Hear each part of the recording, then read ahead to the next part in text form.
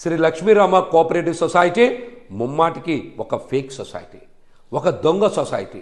నిన్న మా పార్టీ అధ్యక్షులు మాజీ ముఖ్యమంత్రి వర్యులు జగన్మోహన్ రెడ్డి గారు చెప్పినట్టు ఇది ముమ్మాటికి ఫేక్ సొసైటీనే.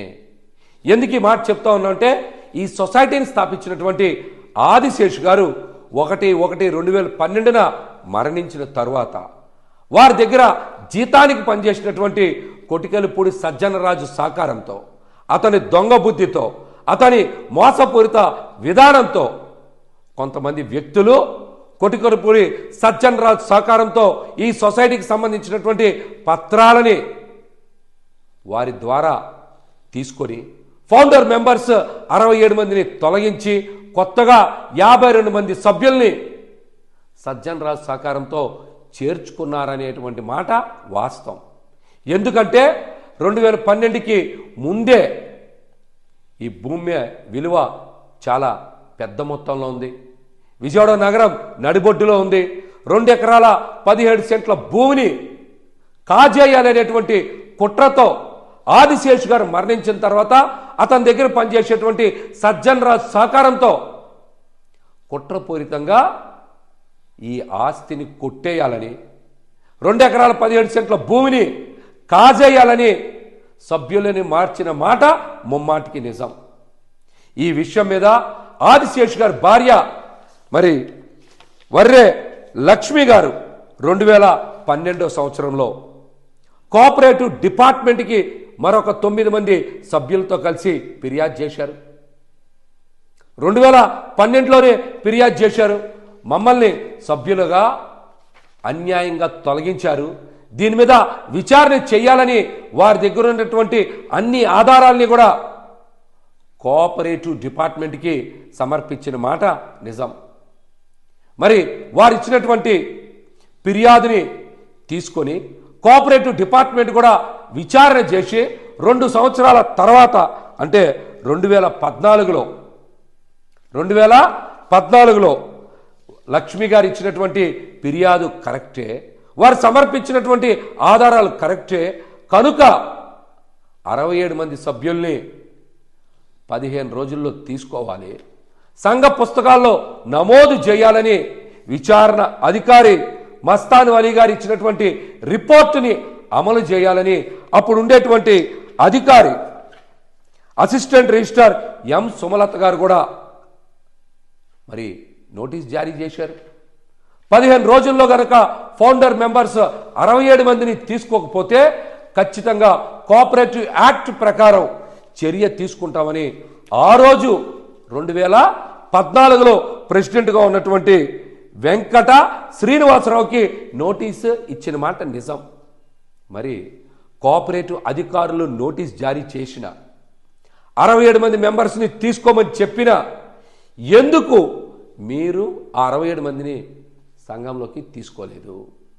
మీకు సహకరించినటువంటి అధికారి ఎవరు? మీరు ఏ అధికారి మద్దతుతో ఫౌండర్ మెంబర్స్ని తిరిగి తీసుకోకుండా దొంగ సభ్యులతోనే ఈ సంఘాన్ని మీ హస్తగతం చేసుకొని నడిపించారు? ఆ అధికారి పేరు కూడా, మీకు సహకరించినటువంటి రిటైర్డ్ అధికారి పేరు కూడా పాండురంగారావు. మీకు సహకరించినందుకు ఈ కోట్ల రూపాయల ఆస్తిని మీరు కొట్టేసేందుకు సహకరించినటువంటి పాండురంగారావు భార్య ప్రసూనాంబ గారిని కూడా మీరు సభ్యులుగా తీసుకున్నారా లేదా? దీనికి మీరు సమాధానం చెప్పాలి. మీరు చేసినటువంటి అక్రమాలకి, మీరు చేసినటువంటి మోసపూరిత విధానాలకి సహకరించినందువల్లనే పాండురంగారావు గారి భార్య ప్రసూనాంబ గారిని శ్రీ లక్ష్మీరామ కోఆపరేటివ్ సొసైటీలో సభ్యురాలుగా కొనసాగిస్తున్న మాట నిజం. ఎందుకంటే విలువైన భూమి విజయవాడ నగరం నడిబొడ్డులో ఉంది. మీకు చేసేటువంటి అన్యాయాలకి, అక్రమాలకి మరి రిజిస్ట్రార్ హోదాలో ఉన్నటువంటి పాండురంగారావు సహకరించబట్టే వారి భార్య ప్రసూనాంబ గారిని కూడా మీరు సొసైటీలో సభ్యురాలుగా చేర్చుకున్నారు. ఈ ఆస్తిలో వాటా ఇస్తానని చెప్పబట్టే కదా ఇవన్నీ చేశారు. విచారణ చేసి 2 సంవత్సరాల తర్వాత ఫౌండర్ మెంబర్స్ 67 మందిని తీసుకోమని చెప్పిన ఆ రోజు ఉండేటువంటి కాగితాల పరంగా ఆ రోజు ఉండేటువంటి ప్రెసిడెంట్ వెంకట శ్రీనివాసరావు ఎందుకు 67 మందిని తీసుకోలేదు? తీసుకోకపోతే 15 రోజుల తర్వాత కోఆపరేటివ్ చట్టం ప్రకారం మేము ముందుకెళ్తామని నోటీసులో ఉంది కదా. అయినా మీరు ప్రభుత్వం వారి ఉత్తర్వుల్ని ఈ కోఆపరేటివ్ సొసైటీ అమలు చేయలేదంటే, లక్ష్మీరామ కోఆపరేటివ్ సొసైటీ కమిటీ పరిగణలోకి తీసుకోలేదంటే దీని వెనకాల ఎలాంటి వ్యక్తులు ఉన్నారు? ఎలాంటి వ్యక్తులు ఉన్నారు? ప్రజలందరూ కూడా చాలా స్పష్టంగా అర్థం చేసుకోవాలి. ఈ విషయం మీద మరొక ముఖ్యమైన విషయం ఏంటంటే, ఈ విచారణ చేసిన సందర్భంగా ఆంధ్రప్రదేశ్ ప్రభుత్వం సహకార శాఖ జారీ చేసినటువంటి నోటీసులో పేరు వెంకట శ్రీనివాసరావు ఉంది. కానీ ఈ మధ్యనే government of Andhra Pradesh cooperative department ఇచ్చిన దాంట్లో 2014లో ప్రెసిడెంట్ పేరు మారిపోయింది.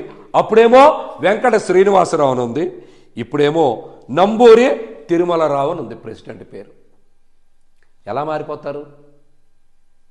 మారిపోతారు అంటే కోఆపరేటివ్ ఆఫీసులో కూడా, అంటే ప్రభుత్వ కార్యాలయంలో కూడా కాగితాలన్నీ మారిపోతున్నాయా?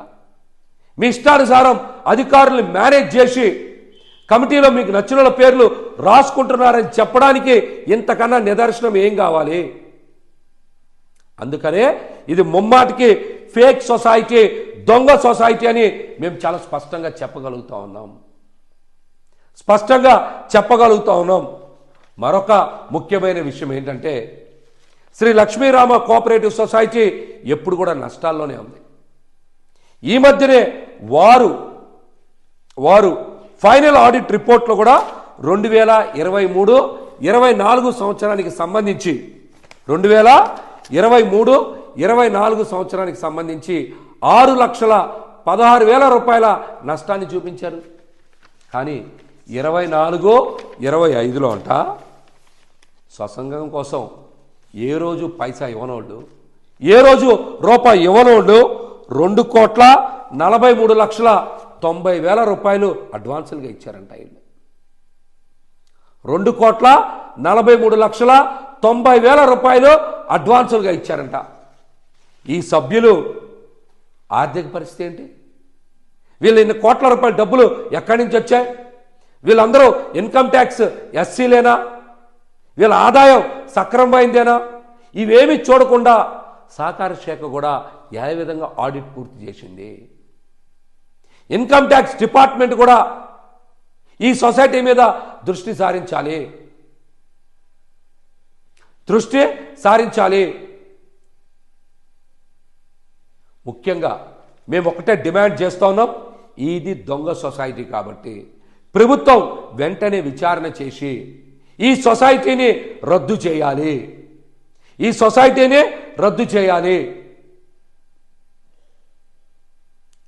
రద్దు చేసినప్పుడు మాత్రమే జోజీనగర్లో ఉండేటువంటి 42 ప్లాట్ల యజమానులకి కూడా న్యాయం జరుగుతుంది. ఆ స్థలం వారిదే, వారు డబ్బులు చెల్లించుకొని కొన్నటువంటి స్థలం. వాళ్ళది న్యాయ పోరాటం, వాళ్ళది ఉనికి కోసం పోరాటం, వాళ్ళది జీవితాల కోసం పోరాటం. వీళ్ళది దొంగ సొసైటీ, మాయ సొసైటీ. కుట్రపూరితంగా ఆదిశేషు గారు మరణించిన తర్వాత సజ్జన్ రాజ్ సహకారంతో ఆదిశేషు గారు కుటుంబ సభ్యులు కూడా మోసం చేసి కొట్టేసినటువంటి ఈ సొసైటీ మీద ప్రభుత్వం తక్షణమే దర్యాప్తు చేయాలి.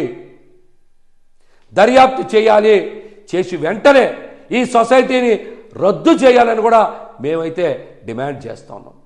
మరొక ముఖ్యమైనటువంటి విషయం ఏంటంటే, మొన్న ప్రెస్ మీట్ పెట్టినటువంటి మహాదేవ హరి గారు మీరు ఏ హోదాలో ఆ ప్రెస్ మీట్ పెట్టారో మీరు సమాధానం చెప్పాలి. ఏ హోదాలో మీరు ప్రెస్ మీట్ పెట్టారు? ఎక్కడైనా సరే 2013 నుంచి ఇప్పటి వరకు కూడా మీరు కమిటీలో ఉన్నారా? ఏ హోదాలో అయినా ఉన్నారా? చెప్పండి. ఏ హోదాలో అయినా ఉన్నారా మీరు? సమాధానం చెప్పండి. ఇది కూడా ప్రభుత్వం జారీ చేసినటువంటి కాగితాలే కదా ఇవి. ఈ పత్రాల్లో మీ పేరు ఎక్కడైనా ఉందా? ఏ హోదాలో మీరు ప్రెస్ మీట్ పెట్టారు? మీరేమన్నారు? సొసైటీ పెట్టినప్పటి నుంచే నేను సభ్యుడిని చెప్పారు. సొసైటీ పెట్టి 44 ఏళ్ళు పైన పూర్తయింది. ఇప్పుడు మీ వయసు 62 63 ఉంటాయి.